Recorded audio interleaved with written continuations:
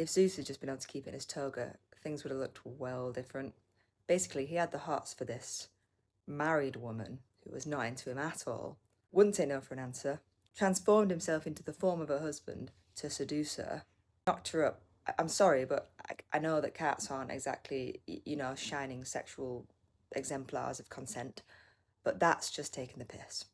So, Hera, his wife, is fuming, obviously, sends a daughter in, who's like the goddess of childbirth, to stop the child being born. She's like standing outside the labour room with her legs crossed. Galinthius, this servant, kind of clocks what's going on, so she runs out the labour room being like, the baby's been born! It hadn't, obviously, but that distracted goddess childbirth for long enough to uncross her legs, or however that magic works. Whoosh, out comes the baby. Hera's now furious at Galinthius, the servant, and turns her into a black cat as punishment. Hence, where I come into the story.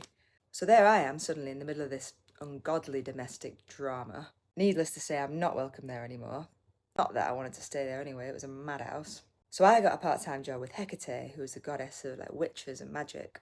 To be honest, I was a bit overqualified after my early career in ancient Egypt, but to be fair to her, like it was a pretty good, like almost 2,000 years we were hanging out. There's a bit of bloodshed, a bit of smite in the night, but she was essentially like a goth in a toga. She was fair, it was cool.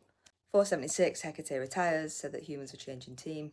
You know what they did though? They locked me out of the celestial realms. Like, I had to go and join the Dark Ages with the peasants. Absolutely filthy. It was just like villagers made of filth.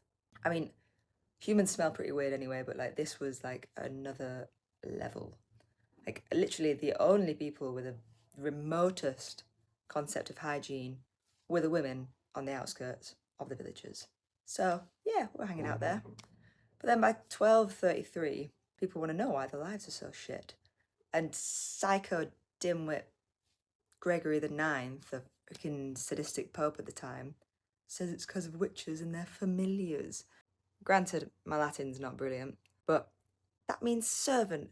Who in the right mind would employ a cat as a servant? You might as well put Pavarotti as your midfielder. It's ridiculous. I tried to explain this. Nope. Crusade against us. Not just us either. Bats, toads, hedgehogs, butterflies. They're not even nocturnal. They're in bed by 9 o'clock. Like, what? Like, ridiculous. And, I mean, I grew up in ancient Egypt. I'm not blood shy. I kill things for fun sometimes. But this was utter carnage. Being burned alive, being buried alive, drowned, pitchforked, you name it. Absolute carnage. And don't even get me started on the bubonic plague.